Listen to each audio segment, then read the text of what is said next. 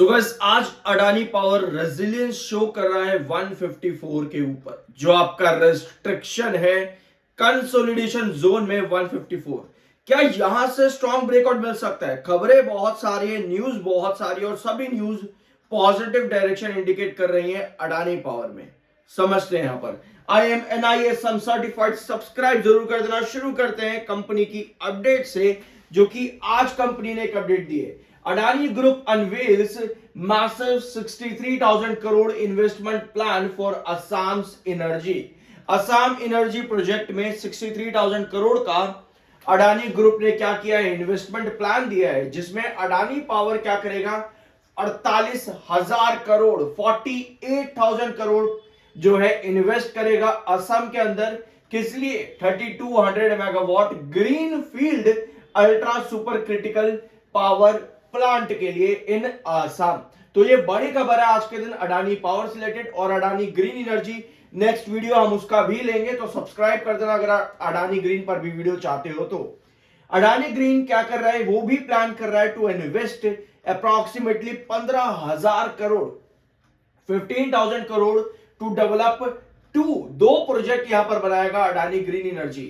पहला pumped storage plant with a cumulative capacity of 2700 megawatt और दूसरा 500 मेगावाट का एनर्जी स्टोरेज कैपेसिटी प्लांट। तो ये दो प्लांट 2700 मेगावाट और 500 मेगावाट का अडानी ग्रीन एनर्जी के नाम है, अडानी पावर के नाम। 48,000 करोड़ का ये पूरा प्रोजेक्ट है, जो कि 3200 मेगावाट का रहेगा इन असम।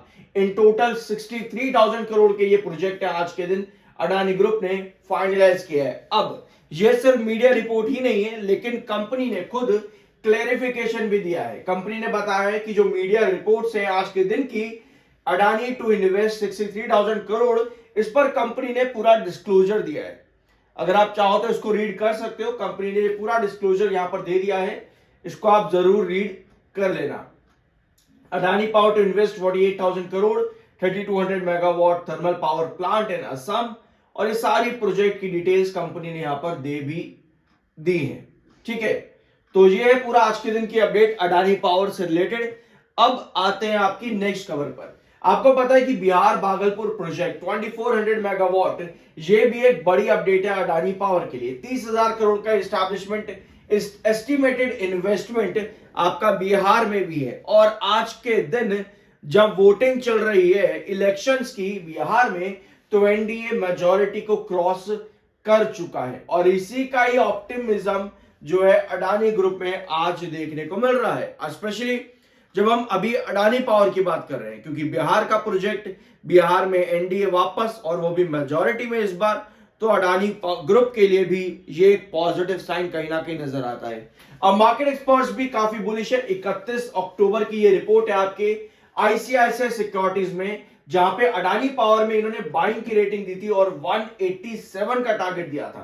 तो अभी आप 154 पे हो। यहां से अकॉर्डिंग टू आईसीआईसीआई सिक्योरिटीज 187 के टारगेट देखने को मिल सकते हैं। 31 अक्टूबर की ये रिपोर्ट है। ऑल दो जब से इन्होंने अपनी ये रिपोर्ट दी है, आप बड़ी गिरावट में आ चुके हो। 166 के बाद से 147 एंड समथिंग के आसपास आपकी गिरावट आई है, जब से 31 अक्टूबर से इन्होंने अपना टारगेट दिया है। सेल क्वांटिटी 56,44,000 की है और बायर आपके पास 15,95,000, यानी कि बायर और सेलर के बीच में लगभग बड़ा डिफरेंस है। 1:3 से ज्यादा का डिफरेंस है, ऑलमोस्ट 1:3 से ज्यादा का डिफरेंस, यानी कि एक बायर पर 3 से ज्यादा सेलर इस समय है। और जब थोड़ी बहुत रिकवरी बनती है ना, शॉर्टर बहुत ज्यादा एक्टिव होते हैं। लेकिन अगर आप लॉन्ग टर्म इन्वेस्टर हो, आपको डेली बाइंग सेलिंग से कुछ लेना देना नहीं होता। आपको सिर्फ ये देखना है कि आप चार्ट पर किस तरह से फोकस कर रहे हो।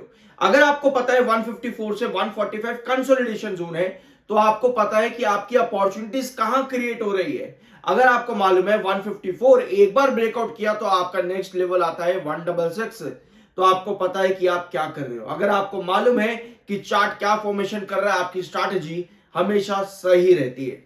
इस समय एमएफआई 21.5 का है, जो कि बुलिश है। 46.6 का आपका RSI, so technical neutral plus bullish है। तो आज के दिन अडानी पावर में जो मोमेंटम शिफ्ट हो रहा है टुवर्ड्स अबव 154, उसके पीछे आपने रीजन देखे। पहला रीजन आता है असम का ये अपडेट। अगला रीजन आपके पास में आता है कंपनी ने क्लेरिफिकेशन दिया। तीसरा रीजन बिहार का प्रोजेक्ट जो कि लिंक था आज की अडान आपके बिहार इलेक्शन से। और अगला रीजन आपके पास में आता है बुलिश टेक्निकल्स। तो आपके पास काफी सारे रीजन है कि क्यों अडानी पावर 154 ब्रेकआउट करने की कंडीशन क्रिएट कर रहा है। ठीक है, अब आते हैं आपके चार्ट पे। सब्सक्राइब कर दिया करो, अच्छा लगता है, पैसे नहीं लगेंगे इस चीज के। ठीक है, ये है आपका 154 का रिस्ट्रिक्शन और ये है 145। ये पूरा कंसोलिडेशन जोन आपका है। अभी तक जो आपको गिरावट दिखी है वो इनवर्स कप पैटर्न के लिए, क्योंकि इनवर्स कप पैटर्न यहां पर बनता है आपका कप एंड हैंडल जब कंप्लीट हो जाए उसके बाद एक इनवर्स कप पैटर्न बनता है। और यही चीज अभी तक हम यहां पर डिस्कस भी कर रहे हैं। और आज के सेशन में जो 4 खबरों का आपके पास ऑप्टिमिज्म है, टोटल 4 पॉइंट्स जो भी हमने डिस्कस किए, उनका ऑप्टिमिज्म आपको यहां पर 154 के ऊपर बना हुआ है आज के सेशन में अडानी पावर। यानी कि यहां से हमने लास्ट वीडियो में डिस्कस किया था कि अडानी पावर को अगर ब्रेकआउट देना है, यानी कि चार्ट को फेल करना है, तो अडानी पावर को क्या करना पड़ेगा। लास्ट वीडियो में हमने डिस्कस किया था कि 154 के बाद में अगर आप चाहते हो कि चार्ट फेल हो जाए, हमें 2 महीने का लंबा कंसोलिडेशन फेज ना करना पड़े, तो आप ये देखो कि आपका 158 क्रॉस हो रहा है कि नहीं हो रहा। अगर 158 क्रॉस हो जाता है तो यस, आप इस कंसोलिडेशन जोन से निकल जाओगे, आपका चार्ट जो है वो फेल हो जाएगा। तो उस कंडीशन पर आपको बहुत जल्द 166 एंड प्लस के टारगेट्स देखने को मिल सकते हैं। तो ये है कंडीशन। अगर आपका चार्ट फेल हो जाए तो आपको पता है 158 ब्रेकआउट करने के लिए जाएगा। एक बार 158 ब्रेकआउट हुआ देन आपका चार्ट पूरा फेल है, फिर आप 166 174 इन लेवल्स की तरफ नजर रख सकते हो। लेकिन अगर आपके पास जैसे आज सेलिंग है 154 के ऊपर जाते ही जैसे आज सेलिंग आ रही है, यही सेलिंग आपकी कंटिन्यू रहती है, तो फिर आप क्या करोगे, वही पैटर्न पर चलोगे जो आपका इनवर्स कप पैटर्न है। इसी पैटर्न पर फिर आप चलोगे इनवर्स कप पैटर्न के अंदर। ठीक है, और यहां पर अगर इस पैटर्न को कंटिन्यू करता है अडानी पावर तो आपका कंसोलिडेशन जोन है। यानी अगर हम इन शॉर्ट समझे तो अडानी पावर को अगर हम चार्ट पर देख रहे हैं तो चार्ट पर आपके पास कोई कंडीशन इस समय खराब नहीं है। यानी आप 145 से 154 के बीच में अगर आप एंटर्ड हो ऑलरेडी, बाय सेल की कोई रिकमेंडेशन नहीं, वो आपकी अपनी मर्जी और ओपिनियन होना चाहिए। हम सिर्फ यहां पर चार्ट को समझ रहे हैं कि चार्ट क्या दिखा सकता है, ताकि हम अपने डिसीजन सही से लेना सीखे। मैं ये चाहता हूं कि आप अपने डिसीजन खुद से लेना सीखो पहले, ताकि जरूरी ये है कि चार्ट को हम इससे सीखते हैं चैनल पर, ताकि आपको किसी से जाकर के पूछना ना पड़े कि भाई मैं क्या करूं। अभी जैसे आपने यहां पर देखा कि आपका इनवर्स पैटर्न है, इनवर्स का पैटर्न है, आपको पता है कंसोलिडेशन जोन चल रहा है। अब आप क्या करोगे इसके बाद, इसी चार्ट को जो अभी आपको दिख रहा है ऑन चार्ट कि हाँ चलो इस तरह का पैटर्न अगर बनता है तो आपका 2 महीने का कंसोलिडेशन होता है, तो आप इसी पैटर्न को किसी और स्टॉक पे रखोगे, किसी और स्टॉक के चार्ट पे रखोगे।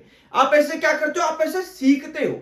वरना हम क्या करेंगे, अभी किसी से पूछ रहे हैं भैया खरीदे बेचे क्या करें, कल को किसी और से पूछेंगे, उसमें कुछ नहीं हो रहा भैया, हम सीख ही नहीं रहे, हम किसी और पे डिपेंडेंट है। आज यहां डिपेंडेंट है, कल किसी और पे होंगे।